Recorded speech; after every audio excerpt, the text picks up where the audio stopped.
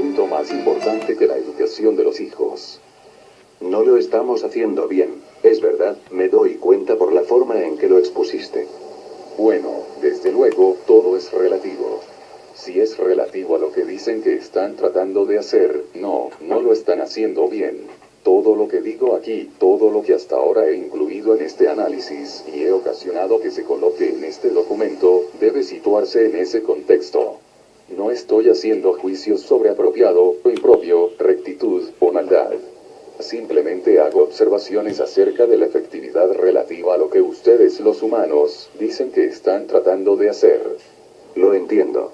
Sé que dices que entiendes, pero llegará la hora, incluso antes de que termine este diálogo, de que me acuses de juzgarlos.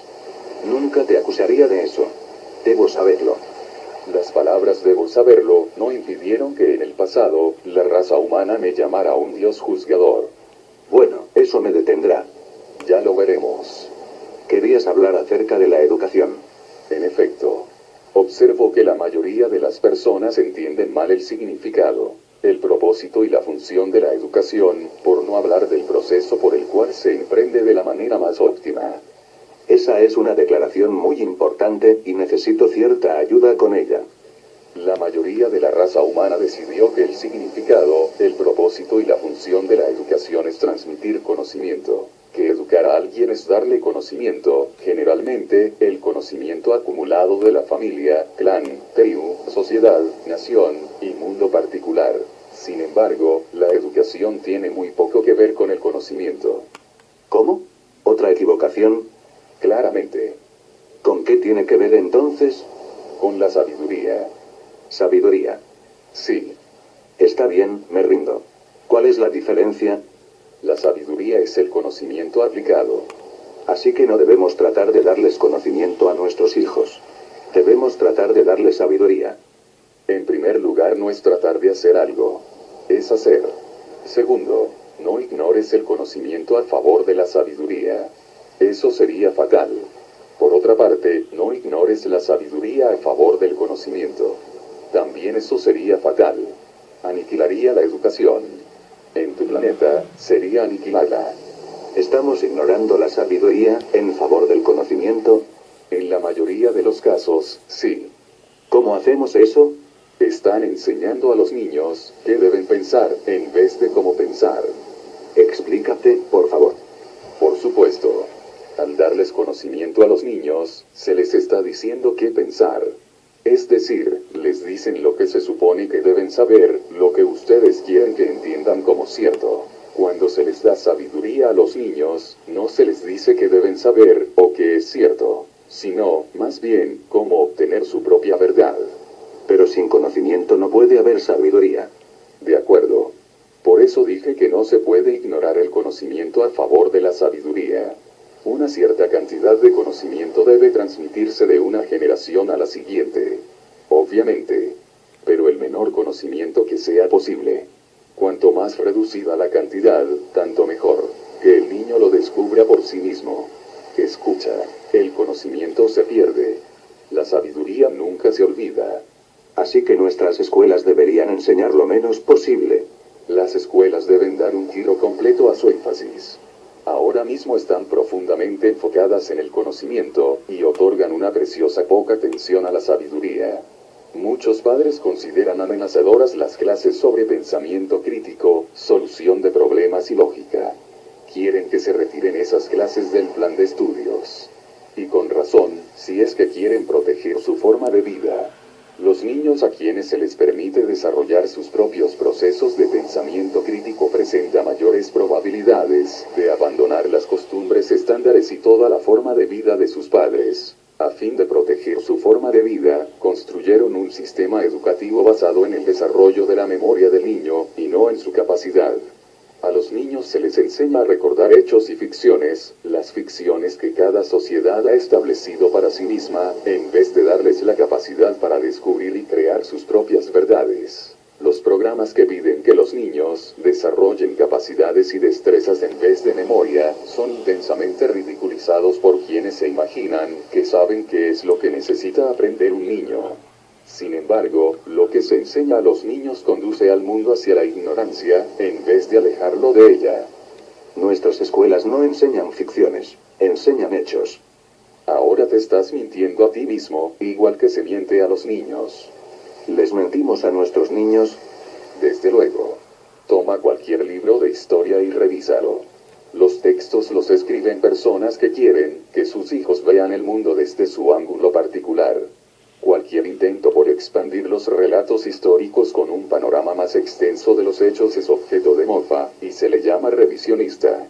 A los niños no se les dice la verdad acerca del pasado, por temor a que los vean como realmente son. La mayor parte de la historia está escrita desde el punto de vista de ese segmento de la sociedad a la que se le llama hombres anglosajones protestantes.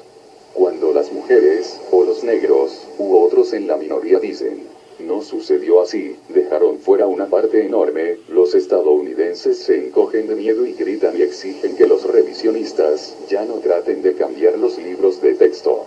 No quieren que sus niños sepan cómo sucedió realmente. Quieren que sepan cómo justificaron lo que sucedió, desde su punto de vista. Te doy un ejemplo de esto. Por favor. En Estados Unidos nos enseña a los niños todo lo que hay que saber acerca de la decisión de este país, de dejar caer bombas atómicas en 2 ciudades japonesas, que mataron o mutilaron a cientos de miles de personas. En cambio, les dan los hechos según los ven ustedes, y como quieren que ellos los vean. Cuando se hace un intento por equilibrar este punto de vista con el punto de vista de otro, en este caso, el japonés, gritan y se enfurecen y despotrican y saltan de arriba a abajo y demandan que esas escuelas no se atrevan siquiera a pensar en presentar esos datos en su revisión histórica de este importante acontecimiento. Por lo tanto, no enseñan historia en lo absoluto, sino política. Se supone que la historia debe ser un relato exacto y completo de lo que sucedió realmente. La política nunca se interesa en lo que sucedió en la realidad. La política siempre es el punto de vista de un sector acerca de lo que sucedió. La historia revela, la política justifica. La historia descubre, lo dice todo. La política encubre, solo cuenta una parte. Los políticos odian la historia que se escribe con la verdad. Y la historia, que se escribe con la verdad, tampoco habla muy bien de los políticos. Sin embargo, están usando el nuevo traje del emperador, ya que los niños, a la larga, ven a través de ustedes. Los niños a quienes se ha enseñado a pensar críticamente, revisan la historia y dicen, vaya, cómo se han engañado a sí mismos nuestros padres y mayores, eso no lo pueden tolerar. Así que tratan de extraerles esas ideas. No quieren que los niños cuenten con los hechos más básicos. Quieren que tengan su versión de los hechos. Creo que estás exagerando, y que llevas este argumento un poco lejos. ¿De verdad? La mayoría de las personas en esta sociedad ni siquiera desean que sus hijos conozcan los hechos más básicos de la vida.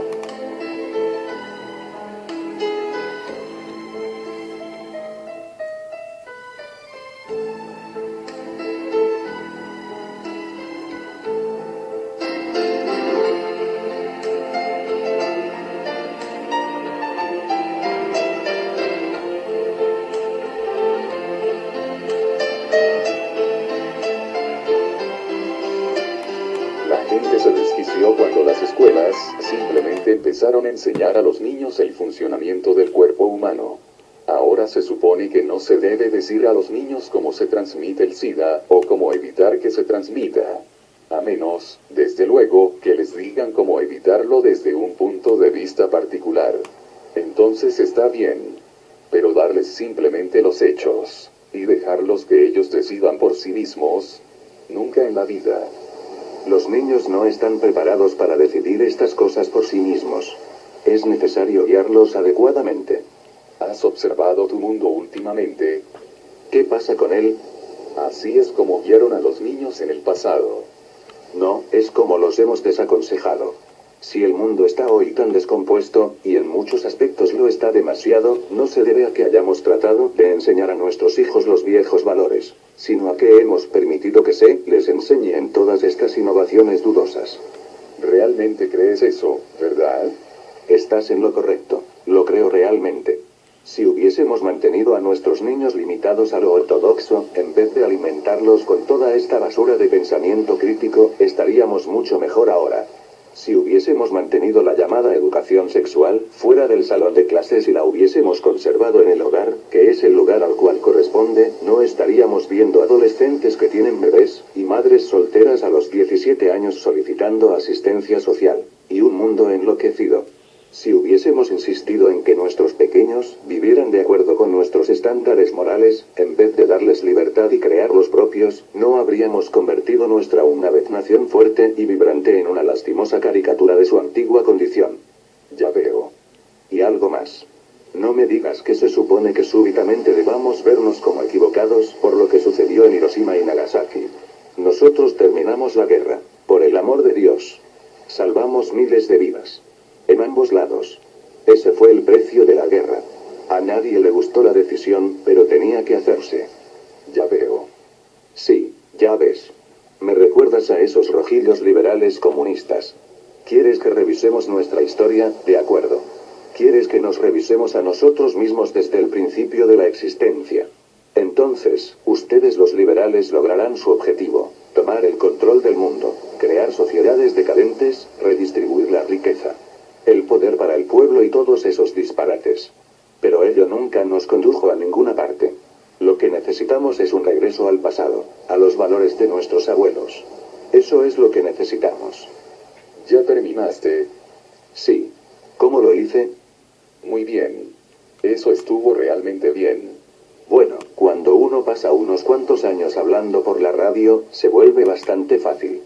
Así es como se piensa en tu planeta, ¿verdad? Puedes estar seguro de que así es. Y no solo en Estados Unidos. Quiero decir que podrías cambiar el nombre del país, y cambiar el nombre de la guerra. Insert.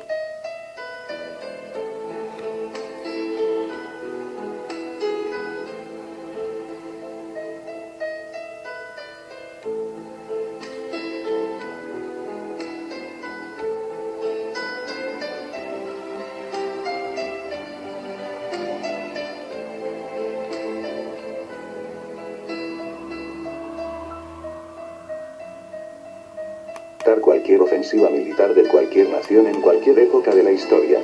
No importa. Todo el mundo piensa que está en lo correcto. Todo el mundo sabe que es la otra persona la que está equivocada. Olvídate de Hiroshima. Inserta Berlín en cambio. O Bosnia. Todo el mundo sabe también que los viejos valores eran los que funcionaban. Todo el mundo sabe que el globo se está yendo a pique. No solo en Estados Unidos.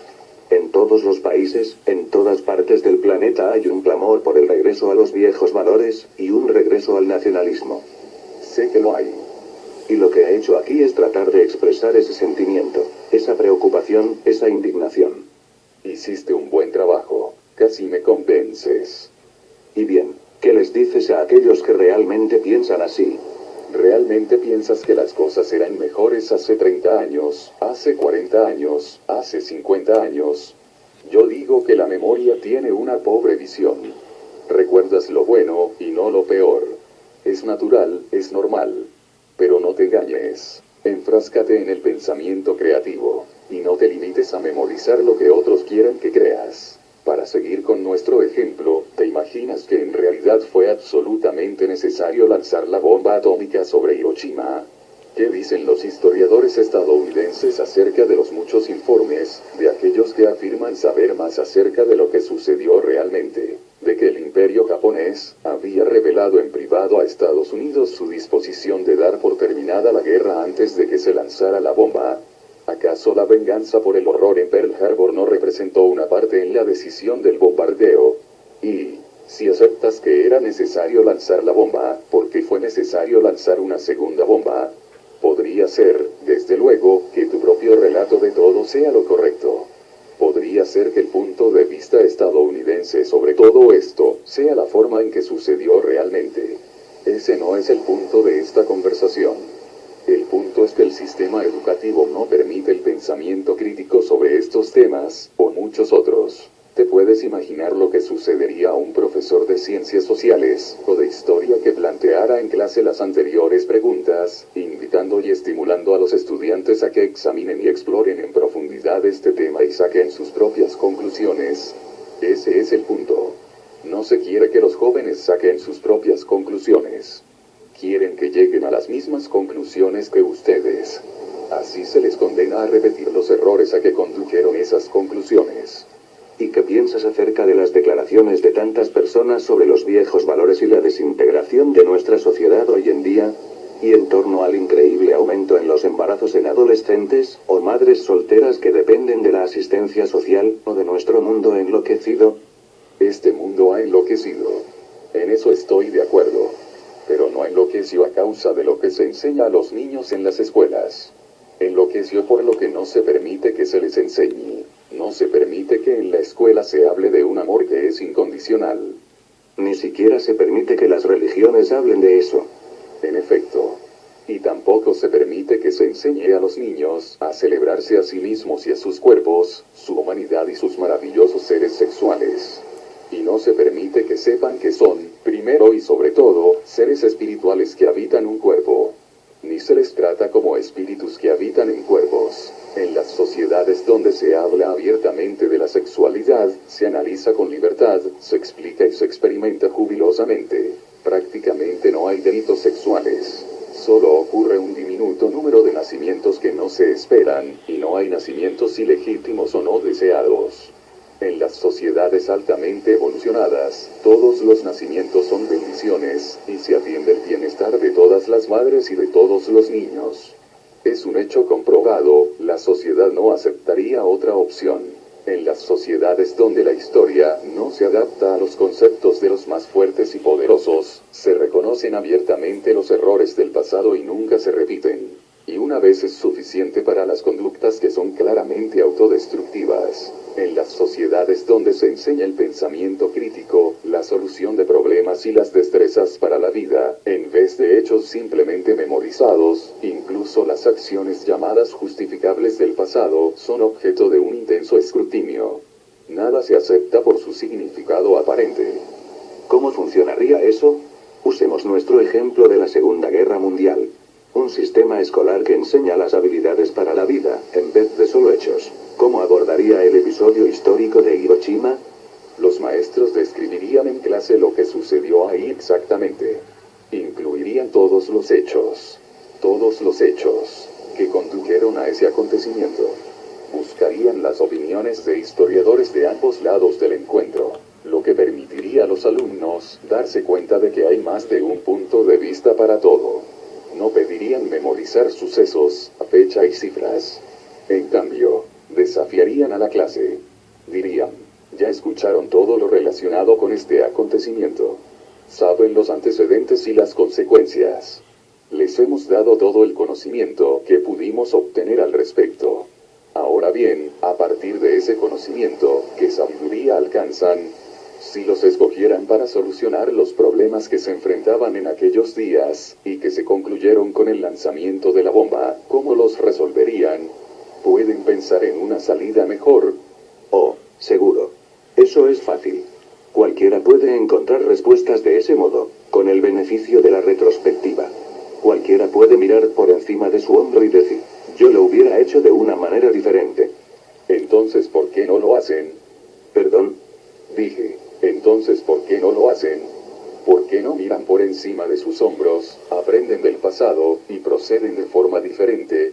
Te diré la razón. Si se permite a los hijos revisar el pasado y analizarlo críticamente, sí, en efecto, se requiere que lo hagan como una parte de su educación, se correrá el riesgo de que ellos discrepen con el rumbo que siguieron ustedes. Desde luego, discreparán de todos modos. Simplemente no se permite demasiado desacuerdo en los salones de clases. Por consiguiente, tienen que tomar las calles, ondear consignas, romper cartillas de reclutamiento, quemar placas y banderas, hacer todo lo que puedan para llamar la atención, para que se les vea. Los jóvenes gritan, tiene que haber una mejor forma. Sin embargo, no se les escucha. No se les quiere escuchar. Y, ciertamente, no se les quiere alentar en el salón de clases a que empiecen a pensar críticamente acerca de los hechos que se les describen. Solo capten. Les dicen. No vengan a decirnos lo que hicimos mal. Limítense a captar que procedimos bien. Así es como se educa. Eso es lo que llaman educación. Pero hay quien diría que son los jóvenes y sus ideas locas, absurdas, liberales, las que han llevado a este país y al mundo, al desastre. Al infierno. Lo han empujado al borde del olvido. Han destruido nuestra cultura orientada hacia los valores, y la han reemplazado con una moralidad de haz lo que quieras hacer, lo que sea que se sienta bien, que amenaza con poner fin a nuestra forma de vida. Los jóvenes están destruyendo esta forma de vida. La juventud siempre lo ha hecho. La tarea es alentarlos, no desanimarlos. No son ellos quienes destruyen los bosques, sino los que piden que se detengan ustedes. No son ellos quienes agotan la capa de ozono, sino los que piden que se detenga ese proceso. No son ellos quienes explotan a los pobres en talleres de mala muerte por todo el mundo, sino los que piden que se detengan.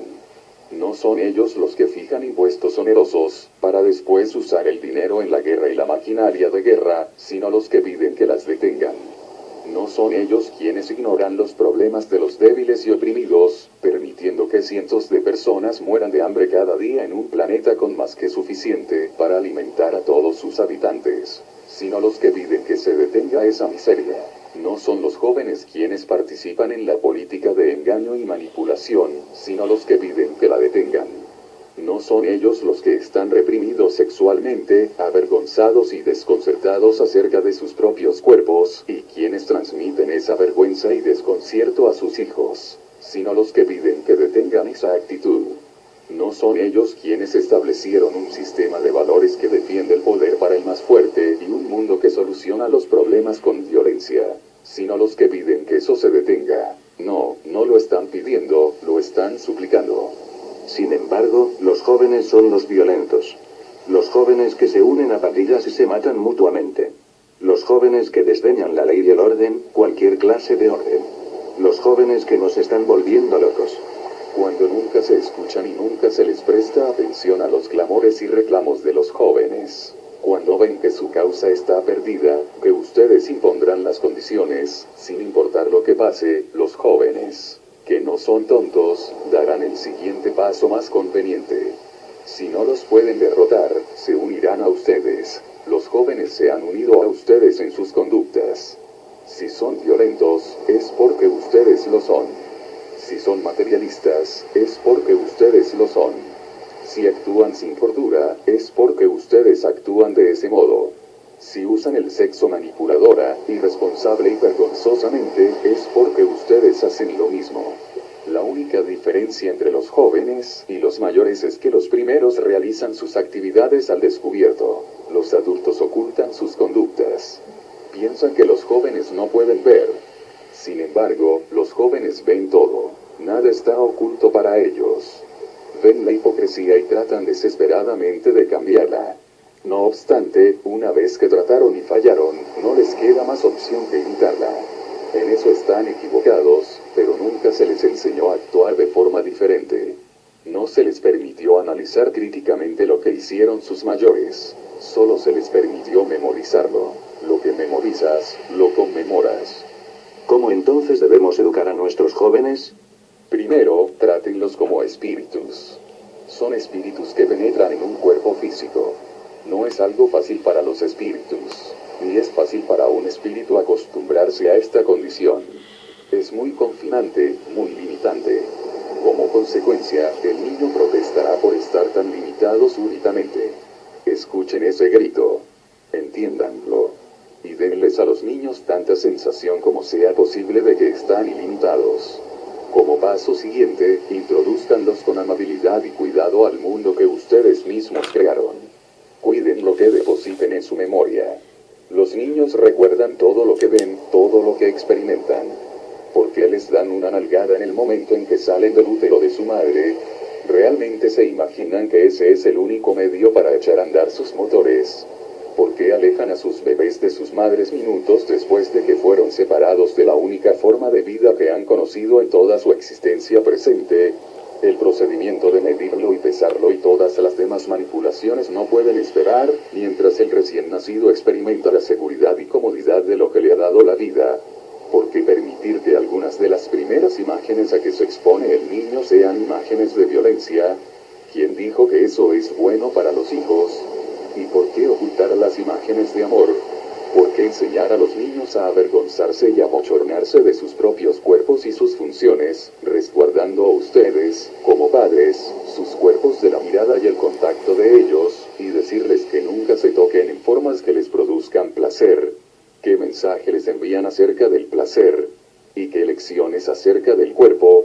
¿Por qué colocan a sus hijos en escuelas en las cuales se permite y alienta la competencia, donde se recompensa al mejor, y al más capaz, en el aprendizaje, donde se califica el desempeño y a duras penas se tolera que traten de seguir su propio ritmo?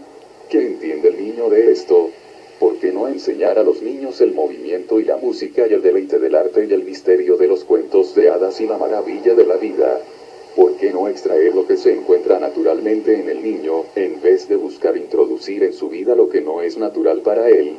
¿Y por qué no permitir que aprendan lógica y pensamiento crítico y solución de problemas y creatividad, usando los instrumentos de su propia intuición y su conocimiento interno más profundo, en vez de las reglas y los sistemas de memorización y las conclusiones de una sociedad que ha demostrado su absoluta incompetencia para evolucionar con estos métodos, y sin embargo, continúa usándolos?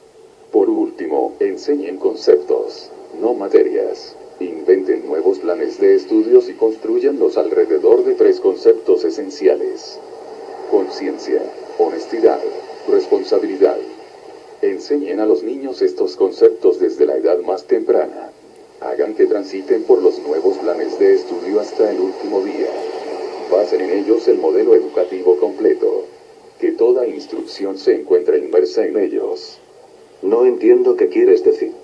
Quiero decir que todo lo que se enseñe provenga de estos conceptos. ¿Puedes explicar eso?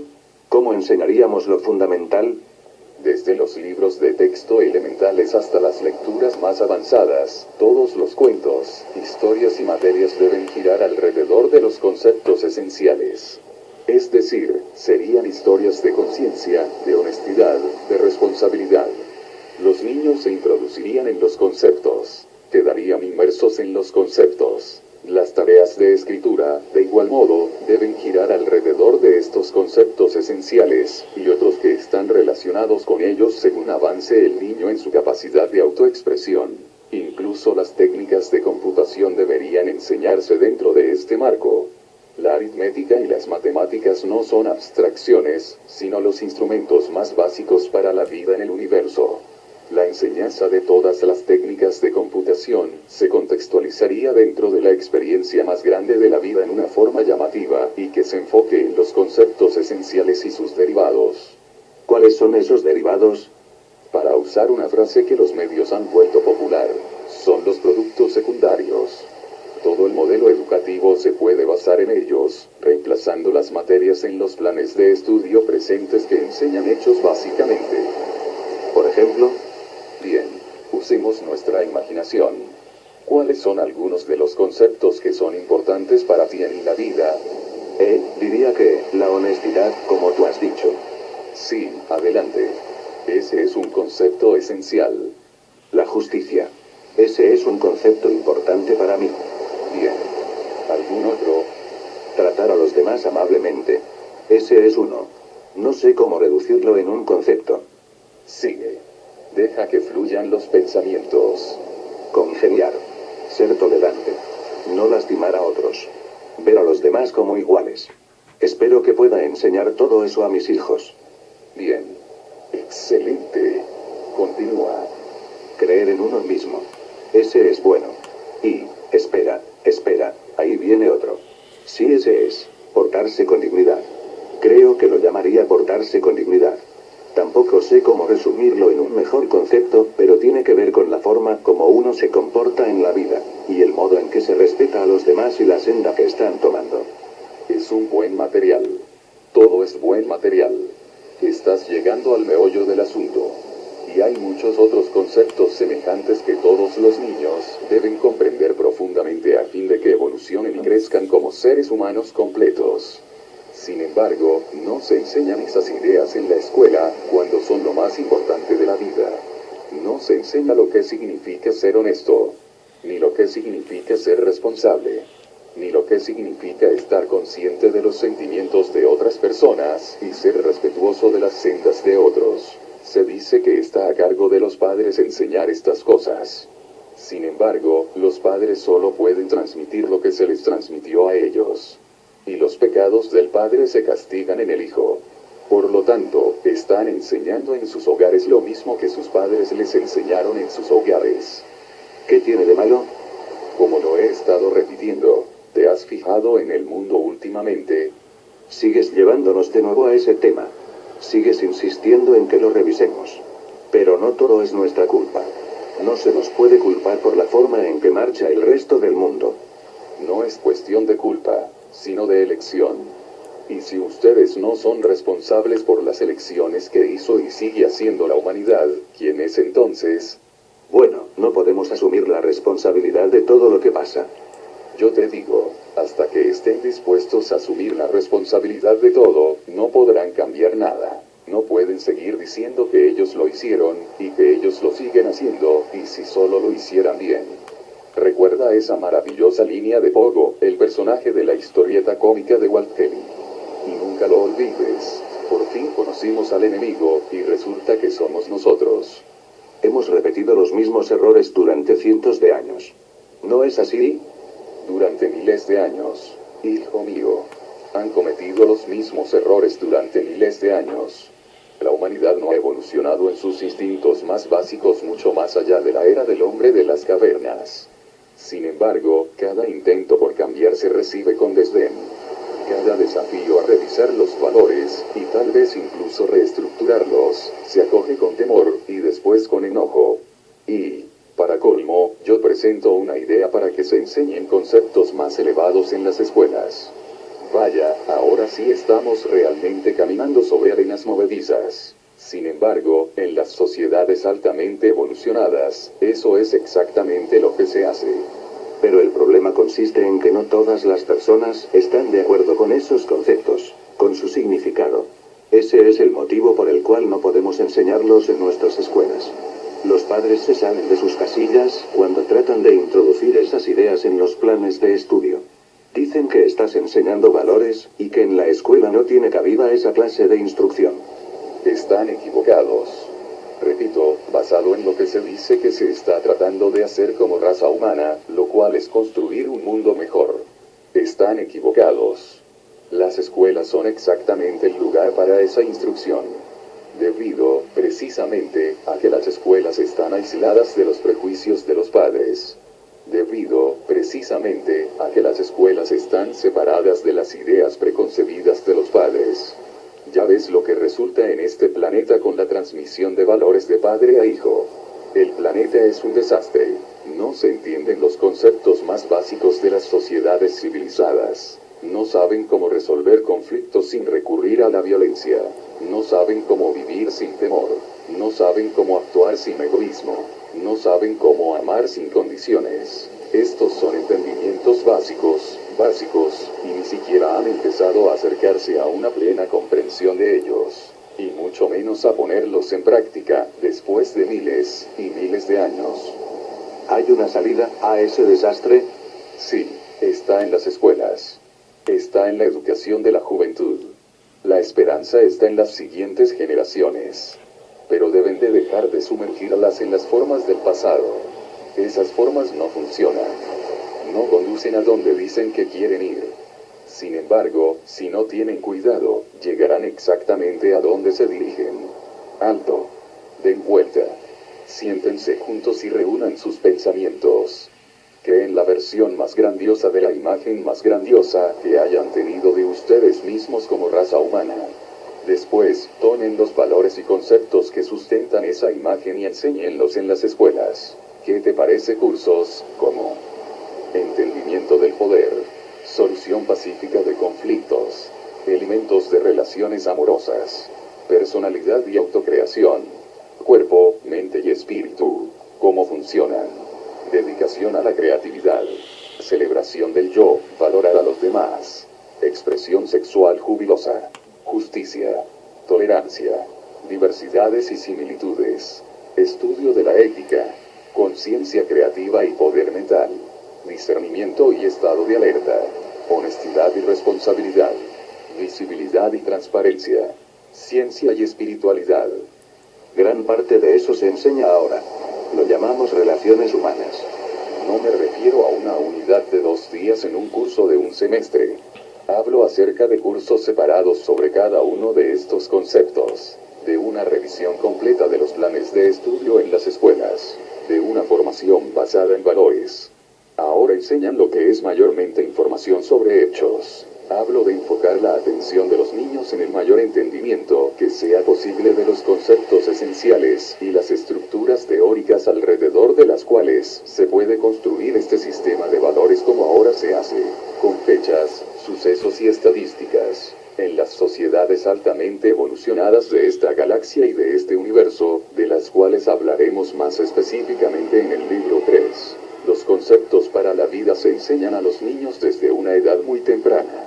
Lo que ustedes llaman sucesos, se consideran mucho menos importantes, por lo que se enseñan a una edad más tardía. En este planeta se ha creado una sociedad en la cual el pequeño Juanito aprende a leer antes de salir de preescolar, pero todavía no aprende a dejar de pegarle a su hermano.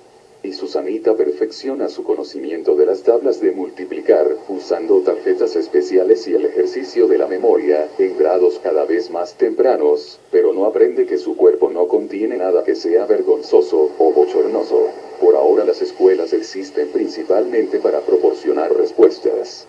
Sería mucho más benéfico que su función primordial consistiera en formular preguntas. ¿Qué significa ser honesto, o responsable, o justo? ¿Cuáles son las implicaciones? ¿Qué significa 2 más 2 igual 4? ¿Cuáles son las implicaciones? Las sociedades altamente evolucionadas alientan a todos los niños a descubrir y crear esas respuestas por sí mismos. Pero eso conduciría al caos. En comparación con las condiciones no caóticas en las cuales se vive, ahora, está bien, conduciría a mayor caos. No estoy sugiriendo que las escuelas nunca compartan con los niños ninguna información que ustedes hayan aprendido o decidido acerca de esas cuestiones. Todo lo contrario. Las escuelas son de gran utilidad para los estudiantes cuando comparten con los pequeños lo que los mayores aprendieron y descubrieron, decidieron y eligieron en el pasado. Los estudiantes pueden entonces observar cómo ha funcionado todo. Sin embargo, en las escuelas se presentan estos datos al estudiante como eso que está bien, cuando, en realidad, deberían ofrecerse simplemente como lo que son: datos. Los datos del pasado no deben ser la base de la verdad presente. Los datos de un tiempo o experiencia anterior, siempre y únicamente deben ser la base para nuevas preguntas. El tesoro siempre debe estar en la pregunta, y no en la respuesta. Y las preguntas siempre son las mismas. En relación con estos datos del pasado que te he mostrado, ¿estás de acuerdo o discrepas? ¿Qué piensas? ¿Qué piensas tú? ¿Qué piensas? Por ahora, obviamente, los niños introducirán los valores de sus padres a esta pregunta. Los padres continuarán representando un papel muy importante, el papel principal, obviamente, en la creación del sistema de valores del niño. La intención y el propósito de la escuela sería alentar a los niños, desde la edad más temprana hasta el final de la educación formal, a que analicen estos valores, y a que aprendan cómo usarlos, aplicarlos, y cómo volverlos funcionales y, sí, a cuestionarlos, incluso. Los padres que no quieren que sus hijos cuestionen sus valores no aman a sus hijos, sino más bien, se aman a sí mismos a través de sus hijos. Desearía, como me gustaría, que hubiese escuelas como las que describes. Hay algunas que buscan aproximarse a este modelo. ¿Las hay? Sí. Lee los escritos del hombre llamado Rudolf Steiner. Examina los métodos de la escuela Waldorf, la cual es obra suya. Bueno, desde luego, conozco algo acerca de esas escuelas. ¿Es este un comercial? Es una observación. ¿Por qué tú sabías que estaba familiarizado con las escuelas Waldorf? Ya lo sabías. Por supuesto que lo sabía. Todo lo que en la vida te ha sido de utilidad, te ha traído a este momento. No empecé a hablar contigo al principio de este libro. He estado hablando contigo durante años, a través de todas tus asociaciones y experiencias. ¿Estás diciendo que la escuela Waldorf es la mejor? No. Lo que digo es que es un modelo que funciona, si tomamos en cuenta el destino que desean como raza humana, en vista de lo que afirman que quieren hacer, y dado lo que dicen que quieren ser. Lo expongo como un ejemplo, uno de los varios que podría citar, aunque son raros en este planeta y en esta sociedad. Un ejemplo de cómo se puede planear la educación en una manera que se enfoque en la sabiduría en vez de en el conocimiento simplemente. Correcto. Es un modelo del cual tengo muy buen concepto. Son muchas las diferencias entre una escuela Waldorf y otras escuelas. Permíteme darte un ejemplo. Es muy sencillo, pero ilustra el punto espectacularmente. En la escuela Waldorf, el maestro avanza con los niños a través de todos los niveles de experiencia de la enseñanza primaria y elemental. Durante todos esos años, los niños tienen el mismo maestro, en vez de pasar de una persona a otra. ¿Te puedes imaginar el vínculo que se establece? ¿Puedes ver el valor? El profesor llega a conocer al niño como si fuera propio. El niño llega a un nivel de confianza y amor hacia el maestro que abre puertas que nunca soñaron que existían muchas de las escuelas orientadas tradicionalmente. Al término de esos años, el maestro vuelve al primer grado, empezando de nuevo con otro grupo de niños para recorrer todos los grados del plan de estudios. Un maestro Waldorf dedicado puede terminar trabajando con solo 4 o 5 grupos de niños en toda su carrera. Pero él o ella ha tenido un significado para esos niños más allá de lo que es posible en un escenario de escuela tradicional. Este modelo educativo reconoce y anuncia que la relación humana, la vinculación y el amor que se comparten en un paradigma de este tipo es tan importante como los hechos que el maestro pueda impartir al niño. Es como una enseñanza hogareña, fuera del hogar. Sí, es un buen modelo. ¿Se cuenta con otros modelos buenos? Sí. Se está alcanzando cierto progreso en este planeta en lo que concierne a la educación, pero es muy lento. Incluso el intento por introducir un plan de estudios orientado hacia objetivos y enfocado en el desarrollo de la capacidad, encuentra una enorme resistencia. Se le ve como amenazante o ineficaz. Quieren que los niños aprendan hechos. Sin embargo, hay ciertas incursiones. Todavía queda mucho por hacer. Y esa no es la única área de la experiencia humana que podría sacar provecho de un replanteamiento general, tomando en cuenta lo que dicen ustedes, como seres humanos, que buscan ser. Sí, me imagino que la arena política también podría beneficiarse con ciertos cambios. Con toda seguridad.